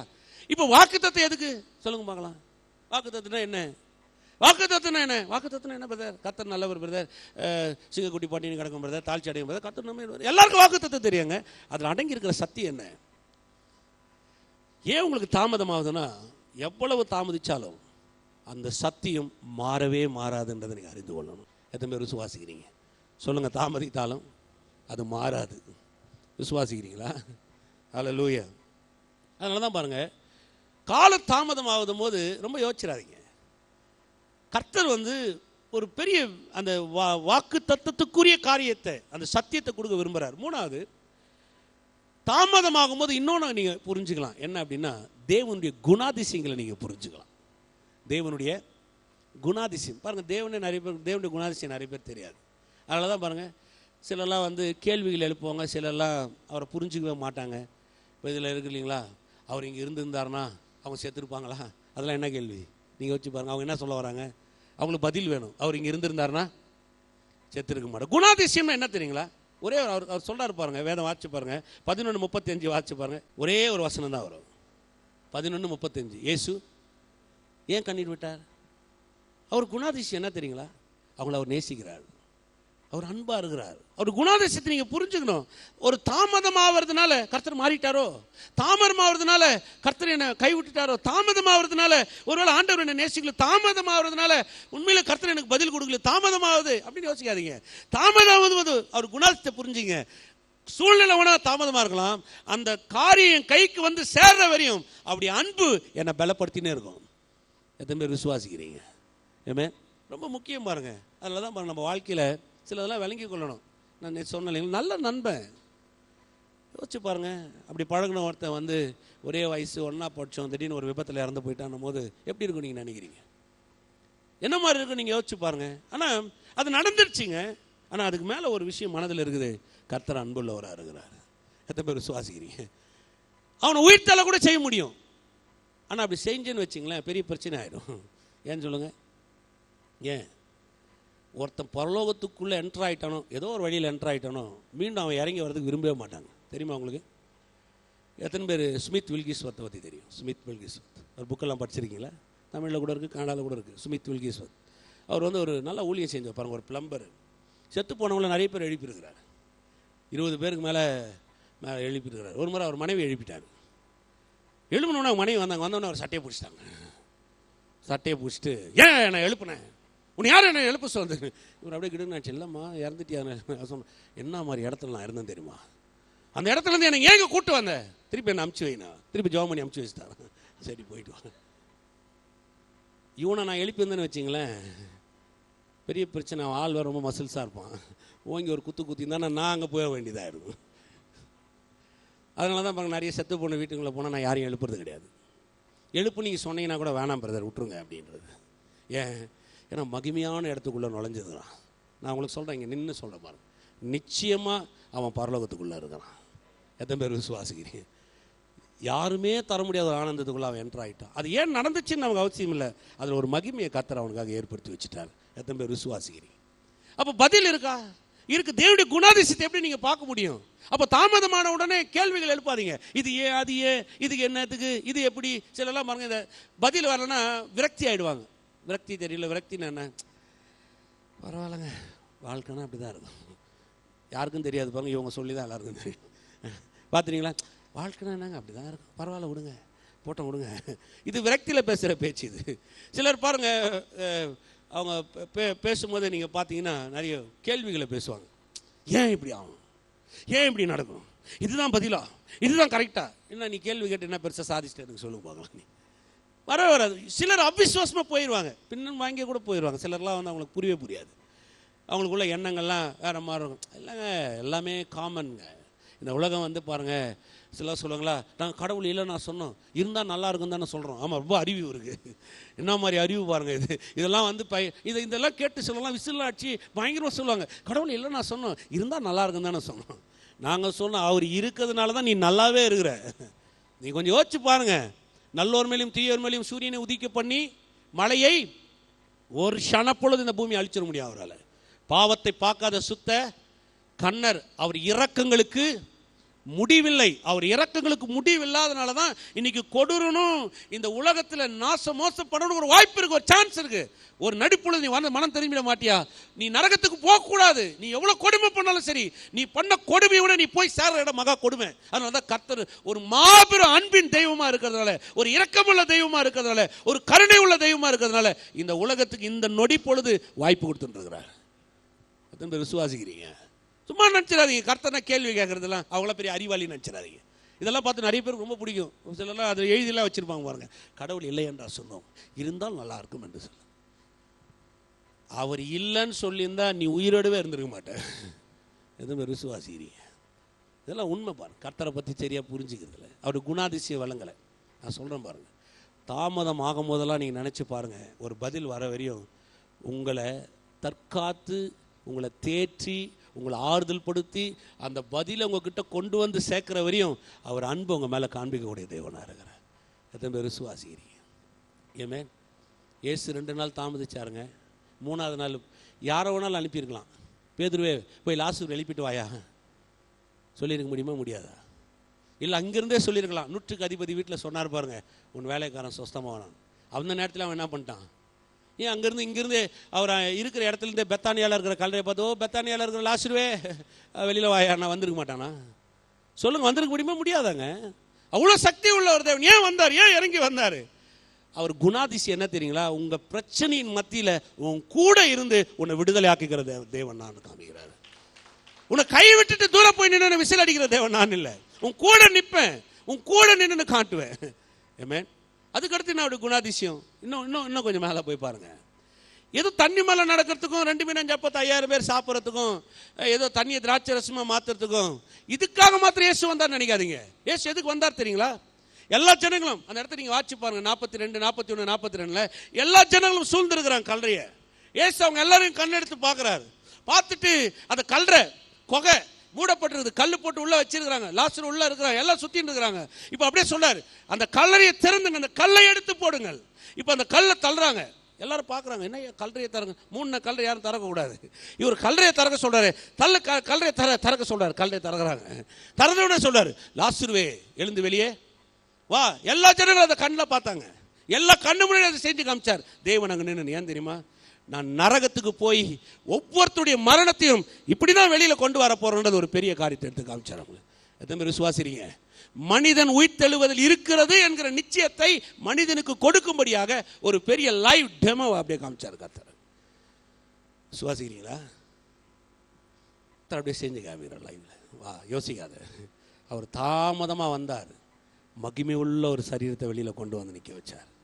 ஜனம் முழுவதுக்கும் ஒரு மகிமை உள்ள பதிலை காமிச்சார். கல்லறை எப்படி திறக்க போகுதுன்றதை காமிச்சார். மரணத்திலேருந்து மனுஷன் எப்படி எழுந்து வரப்போறான்ற நம்பிக்கை, ஒரு நிச்சயத்தை மனுஷனுக்கு கொடுத்தார். லாசருவை வச்சு ஒரு பெரிய மகிமையின் பதிலை அந்த ஜனங்களுக்கு காமிச்சார். அப்படியா? ஏமே நான் சொல்கிறேன் பாருங்க, உங்கள் வாழ்க்கையில் பதில்கள் தாமதமாக இருக்குதா? பயப்படாதீங்க, ஏன்னு கேட்காதீங்க, விரக்தி அடையாதீங்க, அவிசுவாசமாக போகாதீங்க. உங்களுக்காக ஒரு மகிமை உள்ள பதிலை கர்த்தர் நிச்சயமாக கொண்டு வர வல்லவராக இருக்கிறார். ஏமே ரொம்ப நாளாக வீடு கட்ட முடியல பிரதர், அதே ஒரு விரக்தியாக இருக்குது, தூக்கி ஓரம் வைங்க. கர்த்தர்கிட்ட சொல்லுங்கள், ஆண்டவரே நான் ஆசைப்படுறேன். சொல்லுங்கள், உங்கள் மன விருப்பத்தை சொல்லுங்கள். கர்த்தர் பாருங்கள், யாரும் செய்து முடியாத அளவுக்கு யாரும் இதெல்லாம் நடக்குமா? அதான் ஆரம்பத்திலே சொன்னேன், இதெல்லாம் ஆகுமாங்க, இதெல்லாம் ஆகுமா? ஆகும். தேவனால் கூடாத காரியம் ஒன்றும் இல்லை. அதுதான் விசுவாசம். ஏமே அப்போ தாமதிக்குது, பயப்படக்கூடாது. இன்னும் ஒரு காரியத்தை சொல்லி முடிக்கிறேன், ரொம்ப அருமையாக இருக்காது. வாங்க 2 சாமுவேல் 12ஆம் அதிகாரத்துக்கு வாங்க. தாவீது பத்சேபாள் இடத்துல முதல் குழந்தைய எடுக்கும்போது, குழந்தை பெற்று எடுக்கும்போது அந்த குழந்தை வியாதியில் பட்டுரும். படுத்துட்ட உடனே தாவீது போய் ஜெபம் பண்ணுவான். வாச்சிருப்பீங்க நீங்கள் 2 சாமுவேல் 12ஆம் அதிகாரம். இருந்தாலும் அதில் ஒரு சில காரியத்தை காமிக்க விரும்புகிறேன். 7 நாள் அந்த குழந்தை சிக்கா இருக்கும் பாருங்க. இவன் போய் என்ன பண்ணுவான், 7 நாள் அங்கே போய் உட்காந்து அந்த உபவாசம் பண்ணி சாப்பிடாம, தரையிலேருந்து குளிக்காமல், எழாமல், தூங்காமல் 7 நாள் அழுவான். 7 நாளுக்கு அப்புறம் அந்த குழந்தை என்ன பண்ணுன்னா செத்து போயிடும். செத்துட்ட உடனே 20ஆவது வசனம், செத்துட்ட உடனே அப்பொழுது தாவீது தரையை விட்டு எழுந்து ஸ்நானம் பண்ணி எண்ணெய் பூசிக்கொண்டு தன் வஸ்திரங்களை மாற்றி கர்த்தருடைய ஆலயத்தில் பிரவேசித்து பணிந்து கொண்டு தன் வீட்டுக்கு போஜனம் கேட்டான். அவன் முன்னே அதை வைத்த போது புசித்தான். 7 நாள் ஒன்றும் சாப்பிடல, 7 நாள் அப்படியே துயரமா கிடந்தான். 7 நாள் குளிக்கல, தூங்கல, 7 நாள் போய் கதறான். அப்படியே எல்லாரும் பார்க்குறாங்க. எல்லாரும் என்ன அன்பான ஆலியா, உண்மையிலே பாசமுள்ள ஒரு மனுஷன், இந்த மாதிரி இருக்க முடியாது. எல்லாத்தையும் அவன் வெளியில வரவே இல்லை 7 நாள். 7ஆவது நாள் பிள்ளை செத்து போயிடுச்சு. செத்துட்ட உடனே டக்குன்னு உடனே அந்த வசனம் எப்படி வருது பாருங்க. செத்த உடனே அப்பொழுது தாவீது தரையை விட்டு எழுந்து, நியூஸ் வந்துடுச்சு, பிள்ளை செத்துட்டான்பா அப்படின்னு சொன்னோடனே தரையை விட்டு உடனே எழுறான். தரையை விட்டு எழுந்த உடனே நேராக போய் ஸ்நானம் பண்ணுறான், வஸ்திரத்தை மாற்றுறான், நேராக ஆலயத்துக்கு போயிடறான். தேவாலயத்தில் போய் தேவனை பணிந்து கொண்டுறான். ஆலயத்துலேருந்து வரான், வந்தவொடனே சொல்கிறான் சாப்பாடு வைங்கன்றான். எல்லாம் சாப்பாடு வச்சுன்னு சாப்பிட்டுக்கிறாங்க. வேலைக்காரங்களுக்கெல்லாம் ஒரே தலைப்பிச்சுது. சிலக்கெல்லாம் பாருங்கள், சில விஷயம் தெரிஞ்சுக்கலாம்னு வச்சுக்கலாம், மண்டை குறைஞ்சினே இருக்கும். பார்த்துறீங்களா? இது ஏன், அது எப்படியாவது பிரதர், எப்படி அது தெரிஞ்சுக்கணும் பிரதர், அந்த மாதிரி நிறைய உள்ள சுற்றி எல்லாம் குறைய ஒரு பாட்டு சாப்பிட்டுக்கிறான். ஆனாலும் ஒருத்தர் துணிஞ்சு கேட்குறாங்க.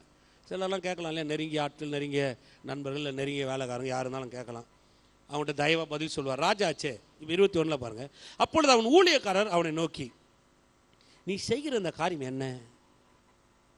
என்னப்பா இந்த காரியம் இது எங்களுக்கு புரிய மாட்டேன், நீ செய்கிற அந்த காரியம் என்ன? பிள்ளை உயிரோடு இருக்கிறீர்கள் உபவாசித்து அழுதீர், பிள்ளை மரித்த பின்பு எழுந்திருந்து ஆசனம் பண்ணுகிறீரே என்றார்கள். இது என்ன இது? எங்களுக்கு ஒன்றும் புரியலையே. அது வியாதியாக இருக்கும்போது நீ அப்படி அழுந்த, செத்துட்ட உடனே நாங்கள் ரொம்ப அழுவேன்னு நினச்சோம். அந்த குழந்தைய விடவே முடியாது, இப்படி உன்னை எப்படி தேர்த்துறது நாங்கள் நினச்சோம். நீ அந்த மாதிரி இருப்பேன்னு நினச்சி, இது என்ன? இது அப்படியே ஆப்போசிட்டாக இருக்குது.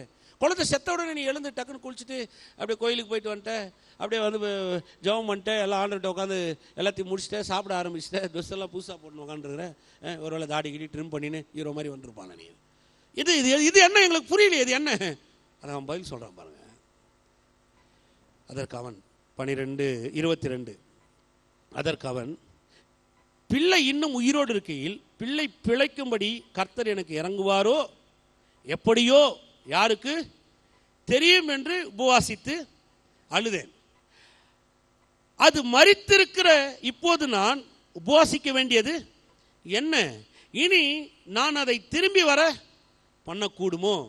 நான் அதனிடத்திற்கு போவேனோ அல்லாமல் அது என்னிடத்திற்கு திரும்பி வர போகிறது இல்லை என்றார். நான் எல்லாருமே சொல்கிறான் பாருங்க, அது வியாதியாக இருந்துச்சு, ஒருவேளை கர்த்தர் இறங்கி சரி ஜெபம் பண்ணுறானே, ஒரு 7 நாள் என் சமூகத்தில் விழுந்து கிடக்குறானே, ஒருவேளை இவன் இப்படி ஆயிட்டானே அப்படின்னு சொல்லி எனக்கு ஒரு பதில் கொடுக்கறதுக்கு ஒரு வாய்ப்பு இருந்திருக்கும்னு நான் பார்த்தேன். நான் வெயிட் பண்ண, பதில் எனக்கு வரல. இப்போ பிள்ளை என்ன பண்ணிடுச்சு? செத்துருச்சு. இப்போ பதில் வரலன்னு உடனே பிள்ளை செத்துருச்சுன்னு அவன் கேள்வி கேட்டுன்னு இல்லைங்க, ஏன் ஆண்டவரே, ஏன் இப்படி நீ பண்ணி ஆண்டவரே? உடனே ஒரு ஆளுங்களெல்லாம் கூப்பிட்டு ஒப்பாரி வைக்கிறதுக்காக வீணகீனெல்லாம் ரெடி பண்ணுற, தாரத்தமிழ் ரெடி பண்ணுங்கடா. ஓ என் பிள்ளைய நான் பெத்த, அந்த பிள்ளை அல்பாய்ச்சல் வாரின்னு போயிடுச்சின்னு பாடின்னு அவன் ஆளே மாறிட்டான். டக்குன்னு ட்ரெஸ்ஸை மாற்றிட்டான், கழிச்சிட்டான், குளிச்சுட்டான், நேராக போயிட்டான். இப்போ கேள்வி கேட்கவே இல்லை, அந்த பதில் அவனுக்கு கிடைக்கல. ஆனால் அவன் கேள்வி கேட்கல. ஆனால் அதுக்கு அடுத்து ஒரு அருமையான காரியம் இருக்கு பாருங்க, வாட்சி பாருங்க. 24, பின்பு தாவீது தன் மனைவியாக பட்சேபாளுக்கு, இப்போ லீகல் ரைட்ஸ் வந்துடுச்சு, அதனால தான் தன் மனைவியாக பட்சேபாளுக்கு ஆறுதல் சொல்லி அவளிடத்தில் போய் அவளோட சயனித்தான். அவள் ஒரு குமாரனை பெற்றாள், அவனுக்கு சாலமோன் என்று பெயரிட்டான். அவளிடத்தில் கர்த்தர் அன்பா இருந்தார். திரும்ப போய் மனைவிட்ட சேர்ந்தான். பாருங்க கர்த்தர் என்ன பண்ணார் தெரியுங்களா? அவன் எதை இழந்தானோ அது அவனுக்கு பல மடங்கு அவர் திருப்பி கொடுத்துட்டார். சாலமோன் மாதிரி ஞானத்தில் சிறந்த ஒரு ராஜா பூமியிலே கிடையாது. நான் சொல்றேன் பாருங்க, நீங்க எதெல்லாம் இழந்தீங்களோ உங்க பதில் எப்படி இருக்குன்னா, திரும்ப அந்த பதில் உங்ககிட்ட வரும்போது அது அளவிலும் தரத்திலும் பல மடங்கு உயர்ந்ததா இருக்கும். அது உங்களுக்கு எத்தனை பேர் விசுவாசிக்கிறீங்க?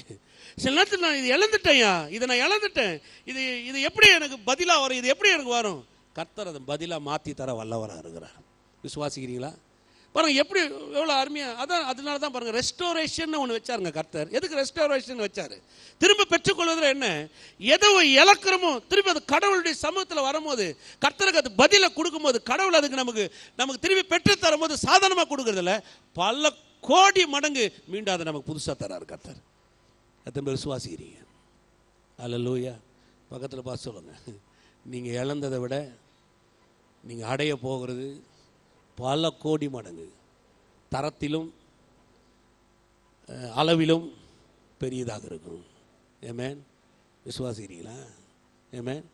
நிறைய பேருக்கு பாருங்க அந்த பயம் இடத்துலேயே இழந்துட்டோம். இல்லை இல்லை இல்லை, நீ ஒன்றும் இழகலை, கர்த்தர் உங்களோடு கூட இருக்கிறார். விசுவாசிக்கிறீங்களா? எத்தனை பேர் ஜெபம் பண்ணிக்கிறீங்க? ஜெபம் பண்ணவே இல்லையா? எதுவுமே கேட்டது இல்லையா? உங்களுக்கு நிறைய தாமதமாக இருக்குதா? நிறைய பதில் தாமதமாக இருக்குதா? நீங்கள் தான் பாக்கியவான். உங்கள் பதில் எவ்வளோ தாமதமாக இருக்குதோ கர்த்தர் அவ்வளோ அன்பு அவங்க மேலே இருக்கிறார். உங்களுக்காக சகலத்தையும் செய்யக்கூடிய ஒரு தேவனாக இருக்கிறார். அவர் அந்த பதிலை கொண்டு வர அந்த நாள் அது மாபெரும் ஒரு நாளாக இருக்கும். லாசரு கல்லறிலிருந்து வெளியில் வந்த நாள் மாதிரி இருக்கும். இந்த பூமியில் சாலமோன் பிறகும் பொழுது எப்படி ஒரு சந்தோஷம் இருந்துச்சோ அந்த சந்தோஷத்தை கர்த்தர் உங்கள் வாழ்க்கையிலும் தர அவர் வல்லவராக இருக்கிறார். ஏமே? விசுவாசிக்கிறீங்களா? அப்போ தாமதத்தை வச்சு கேள்வி கேட்டிருக்காதீங்க.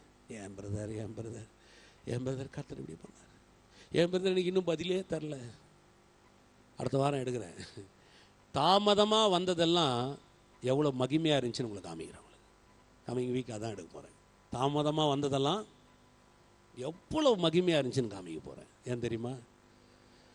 கர்த்தர் பதிலை தருகிற தேவன் அல்ல, மகிமையுள்ள பதிலை தருகிற ஒரு தேவனாக இருக்கிறார். விசுவாசிக்கிறீங்களா? எத்தனை பேர் தாமதமாயிருது?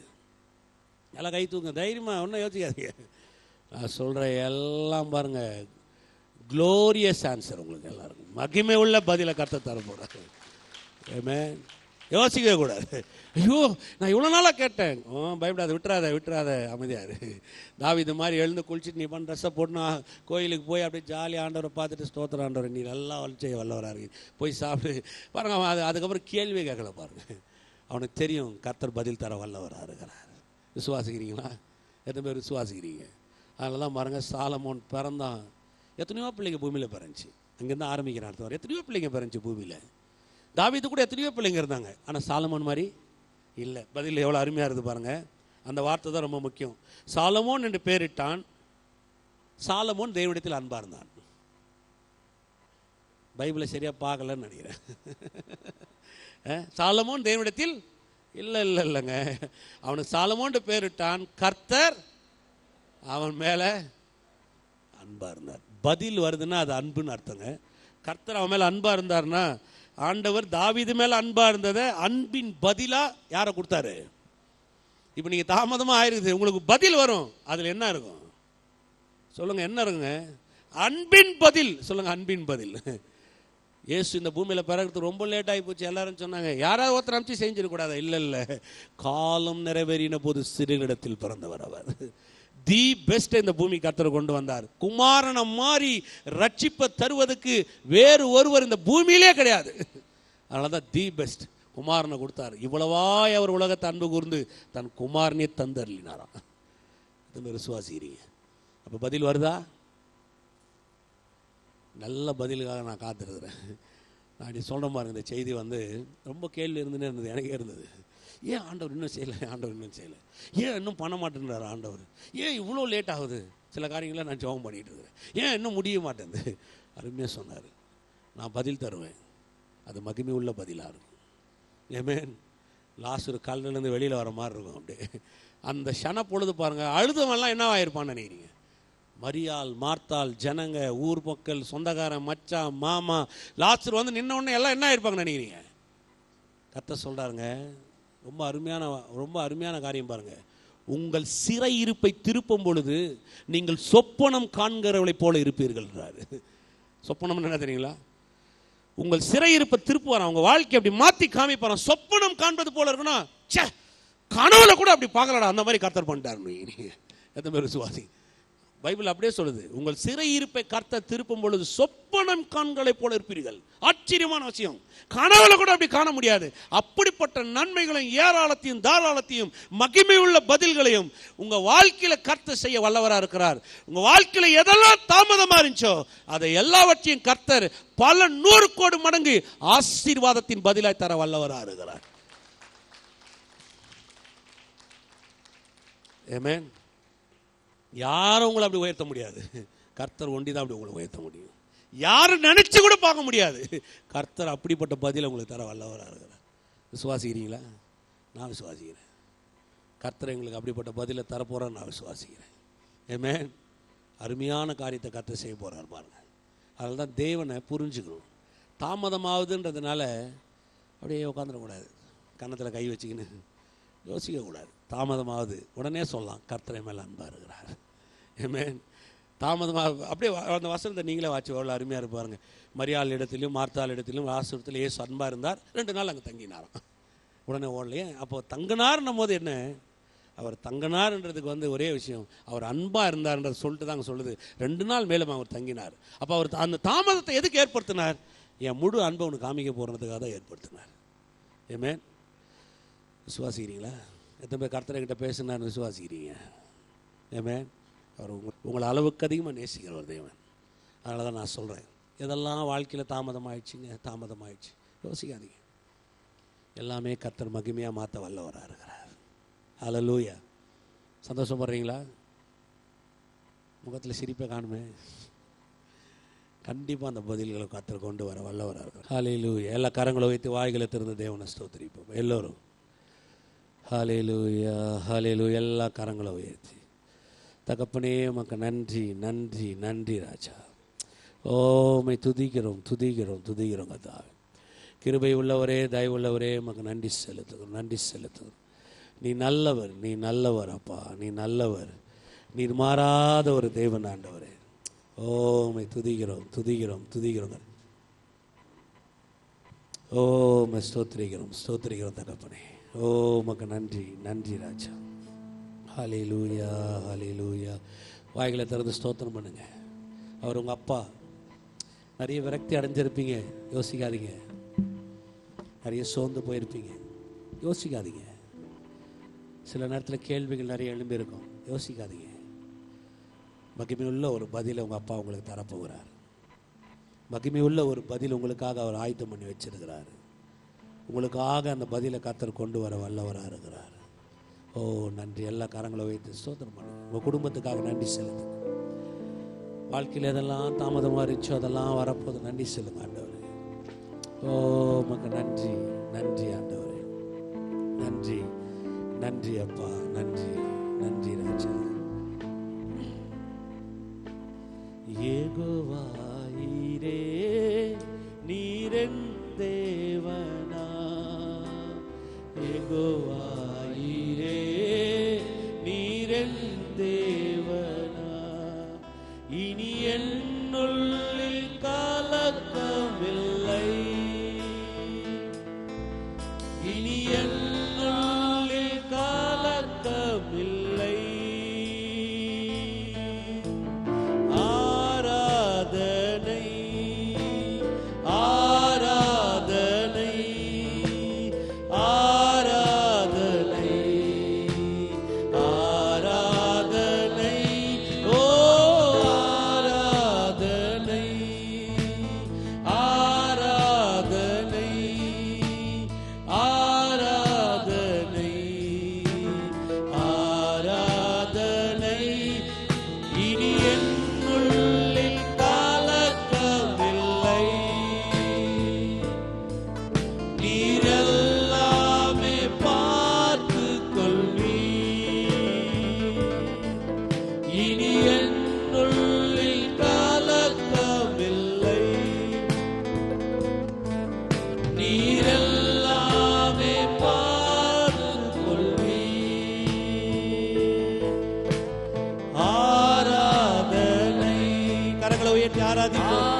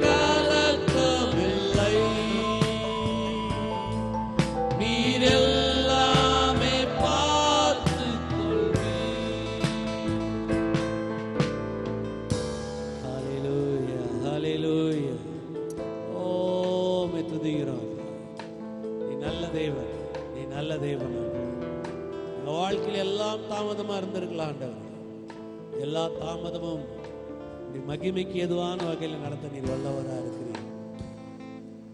நீ நல்ல தேவன் அப்பா, நீ நல்ல தேவன், நீ நல்ல தேவன். போதித்து வழி நடத்துகிற தேவன் ஆண்டவரே. அக்கறை உள்ளவர், அன்புள்ளவர், விசாலமான இடத்துல கொண்டு போய் வைக்கிற தேவன் ஆண்டவரே. ஓ பதில்களை, மகிமை உள்ள பதில்களை தர வாஞ்சிக்கிற தேவன். ஹல்லேலூயா. நன்றி ஆண்டவரே. ஓ ஸ்தோத்திரம் ஆண்டவரே. ஹல்லேலூயா, ஹல்லேலூயா. நம்ம எல்லாம் ஒரே நிமிடம் என்னுடைய நண்பன் ஆமோஸுடைய குடும்பத்துக்காக ஜெபம் பண்ணுவோமா? கர்த்தர் அவருடைய மனைவி பிள்ளைகளை தேற்றும்படியாக அந்த குடும்பத்துக்கு என்று தேவன் வைத்திருக்கிற மகிமை உள்ள பதில் அந்த குடும்பம் பெற்றுக்கொள்ளும்படியாக. பேர் ஆமோஸ், மனைவி பேர் கிறிஸ்டினா. அவர் 2 பேருக்காக ஜெபம் பண்ணுவோம். பிள்ளைகளுக்காக 2 பெண் குழந்தைங்களுக்காக ஜெபம் பண்ணுவோமா? ஒரு சபையாக நம்ம எல்லாம் சேர்ந்து ஜெபம் பண்ணுவோம். நல்ல ஆண்டவரே, இயேசு நாமத்தினாலே கர்த்தாவே, ஆமோஸுடைய மனைவி கிறிஸ்டினாக்காக ஜெபிக்கிறோம். மகளை ஆசீர்வதிக்கிறோம். ஆண்டவரே, கேள்வி இருக்கலாம், ஆனால் பதில் கர்த்தரிடத்தில் இருக்கிறது. ஆண்டவரே, ஒரு மகிமை உள்ள பதில் அந்த குடும்பத்துக்கு நீ தரும்படி ஜெபிக்கிறேன். அந்த 2 பிள்ளைகளுக்கு ஒரு மகிமை உள்ள பதிலை கத்த தரும்படி நான் ஜெபிக்கிறேன். ஆண்டவரே, எந்த ஒரு காரியத்தையும் தேற்றவும் சமாதானப்படுத்தவும், என்ற ஒரு காரியத்தை தூக்கி எடுக்கவும் பலப்படுத்தவும் ஒருவராலே ஆகும். ஆண்டவரே, நீர் சர்வ வல்லவர். உங்களுடைய வார்த்தையினால இந்த உலகத்தையே சிருஷ்டித்தீர். உலகத்தையே சிருஷ்டித்த அந்த வல்லமுள்ள வார்த்தையினால ஆண்டவருடைய மனைவி கிறிஸ்டினாவும் 2 பிள்ளைகளையும் நாங்கள் ஆசீர்வதிக்கிறோம். தெய்வ பிரசன்னத்தை அங்கே அனுப்புகிறோம். ஆண்டவரே, பரிசுத்த ஆவியானவர் நாங்கள் அனுப்புகிறோம். ஆவியானவர் பலப்படுத்துவீராக. பெரிய கிருபைகள் அந்த குடும்பத்தை காண்பிக்க முடியும் ஜெபிக்கிறோம். உடைய கிருபை அந்த குடும்பத்தில் பெருகட்டும். உடைய கிருபை அளவில்லாமல் அவளை வழி நடத்தட்டும். நன்றி ராஜா, நன்றி. அந்த ஒரு குடும்பத்துக்காக நான் ஜெபிக்கிறேன். ஒரு குடும்பங்களையும் ஆசீர்வதிக்கிறேன். இவங்க வாழ்க்கையில் எதெல்லாம் தாமதமாக இருந்ததோ அதெல்லாம் கர்த்தர் அதிசீக்கிரத்தில் நிறைவேற்ற வல்லவராக இருக்கு. தாமதித்தாலும் தடைபடாதுன்னு சொன்ன வார்த்தையின் பிரகாரம் பெரிய காரியங்கள் கர்த்தர் செய்வீராக. அருமையான வார்த்தைகளை கொடுக்கிறதுக்காக நன்றி. அந்த மகிமை உள்ள பதிலுக்காகவும் நாங்கள் இப்பொழுது நன்றி செலுத்துகிறோம். கர்த்தர் எங்களுக்கு கொடுக்குற பதில் மகிமை உள்ள பதிலாக அநேகர் ஆச்சரியப்படக்கூடிய பதிலை நாங்கள் பெற்றுக்கொள்ள போகிறோம். பெரிய காரியங்களை செய்ய குடும்பங்களை சமாதானம் பெருகட்டும். ஒவ்வொரு வாலிப சகோதரி வாழ்க்கை மலரற்றும், மாற்றப்படட்டும். இயேசு கிறிஸ்துவின் வல்லமுள்ள நாமத்தினால பிதாவே. கர்த்தராக இயேசு கிறிஸ்துடைய கிருபையும் பிதாவாக தேவனுடைய அன்பும் பரிசுத்த ஆவியானுடைய அந்நியுனைக்கும் இன்றும் சதா காலம் இருப்பதாக. ஆமென்.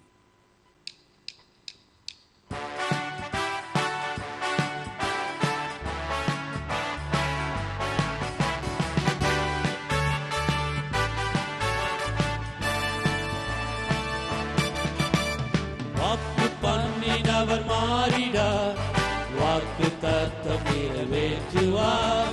வாக்கு பண்ணினவர் மாறிடார், வாக்கு தத்தம் நிறைவேற்றுவார். வாக்கு பண்ணினவர் மாறிடார், வாக்கு தத்தம் நிறைவேற்றுவார். வாக்கு பண்ணினவர் மாறிடார், வாக்கு தத்தம் நிறைவேற்றுவார். சோர்ந்து போகாதே, சோர்ந்து போகாதே, சோர்ந்து போகாதே. உன்னை அழைத்தவர் உண்மையுள்ளவர். சோர்ந்து போகாதே, சோர்ந்து போகாதே, சோர்ந்து போகாதே. உன்னை அழைத்தவர் உண்மையுள்ளவர். காலங்கள் கடந்ததோ, தாமதமானதோ, வாக்கு தத்தங்கள் மீது நம்பிக்கை தளர்ந்ததோ. காலங்கள் கடந்ததோ, தாமதமானதோ, வாக்கு தத்தங்கள் மீது நம்பிக்கை தளர்ந்ததோ. வாக்கு தந்தவர் சிறந்தவர், சிறந்ததை தருபவர். ஏமாற்றம் எனக்கில்லையே. வாக்கு தந்தவர் சிறந்தவர், சிறந்ததை தருபவர். ஏமாற்றம் எனக்கில்லையே. சோர்ந்து போகாதே, சோர்ந்து போகாதே, சோர்ந்து போகாதே. உன்னை அழைத்தவர் உண்மையுள்ளவர். சோர்ந்து போகாதே, சோர்ந்து போகாதே, சோர்ந்து போகாதே. உன்னை அழைத்தவர் உண்மையுள்ளவர். கரங்களை தெரிதான மையப்படுத்துவோம். ஹல்லேலூயா. தாமதமாயிடுச்சா, காலங்கள்லாம் கடந்து போச்சா, கவலைப்படாதீங்க. உங்கள் கர்த்தர் உங்களை பரிபூர்ணமாக ஆசீர்வதிக்க வல்லவரார். கர்த்தர் நல்லவர்.